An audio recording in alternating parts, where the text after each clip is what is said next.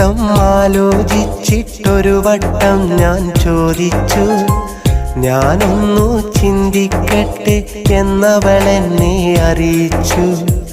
അനുവാദം കൂടാതവളെ എൻ്റെ മനസ്സിൽ സൂക്ഷിച്ചു.